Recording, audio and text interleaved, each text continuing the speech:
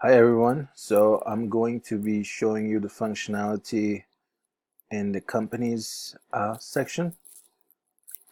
So as you can see, once you click on companies, you can see a list of companies that have been registered. I can add a new company. I can view a current company.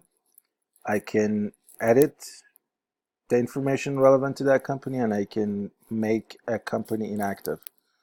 Uh, and this draft or saved, I will show you what this is all about in just a second. So I'm just going to start with showing you how we can create a new company. So I'm just going to um, add a company, which is our company, to this list. These companies are your customers usually. These are people who give you products, samples to test, so you can register them, and then so you have their information, and their information will go on some of the forms that you will be creating in the LIMS system. So I'm just gonna put a sample, 1, 2, 3, 4, 5, 6, 7, 8 as a phone number. We don't need a fax number. You can put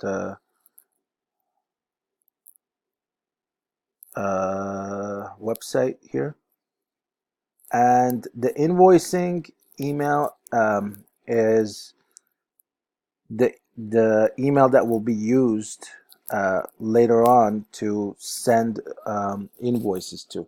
So this is probably somebody in that company's accounting department. So I would just put accounting at gmplims.com. You can also have a second email for the invoicing, so if there are two people. So the difference between save as draft and save is that once you save as, if you save as draft, what will happen is any changes to this company, if you edit the company information, will not be tracked. So you won't see who changed what, when they did it, that kind of information. So there won't be any auditing done. But if you save, it will be, there will be auditing, and you will see uh, what changes have been made, if there are any changes to the information, and who's made them and when. So I'm going to save as draft first, and you can see it says draft up here. The company was successfully created. All the information is here, and if I edit something, say I edit the phone number, and I save as draft again, you can see that in the change log there's nothing there. But if you, I'm going to change it back. If you save, so you can see now that it says saved here instead of draft, um, and you can see that the phone number changed from this to that, and this is how you create a company. The next thing you can do, which is the point of creating a company, is to add new products to the company. I'm going to get into that in another video, but right now I'm going to go back to the companies page and show you the company we just created. So it's part of all the other companies. So now if you press show, you can see it. If you, let's go back here. I'm just gonna go back. If I edit, I'll get the form again. I'm gonna add another email address for the invoicing.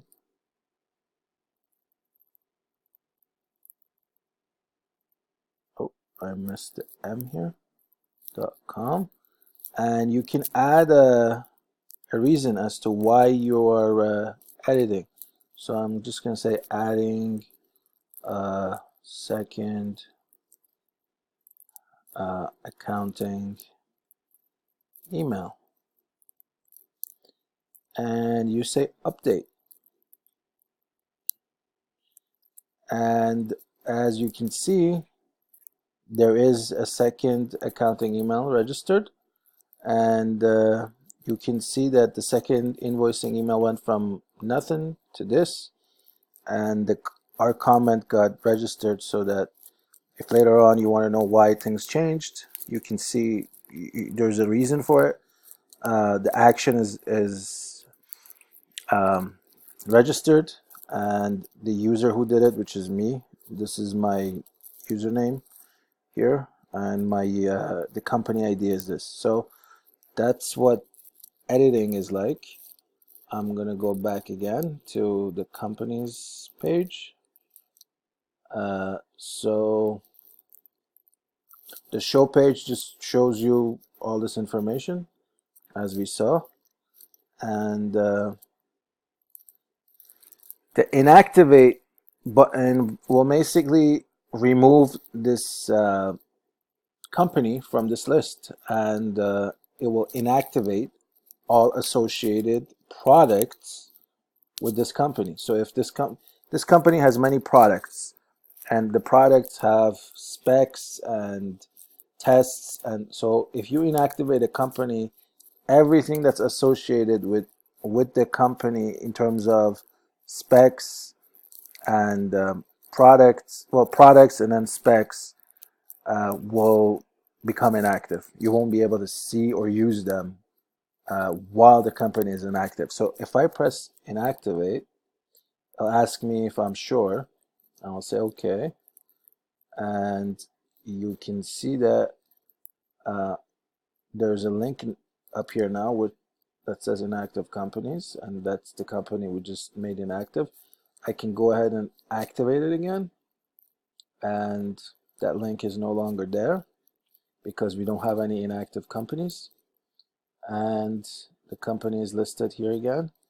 And if I go to the show page, I could see that the archive, so we archive them when we press inactive. So the archived at value went from I guess yes, so first we inactivated it. So let me step back here a second. In this row, the archive that went from nil to when it was archived, and then when we activated the company again, it went from this back to nil.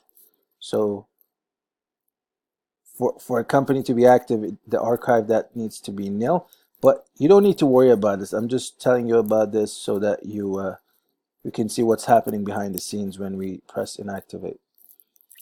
And that is, I think, everything I wanted to say about the company's functionality here.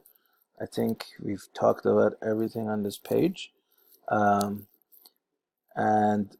if you want to find out more about the products and how we go about that, you can look on the products page, and there'll be a video related to that on that page.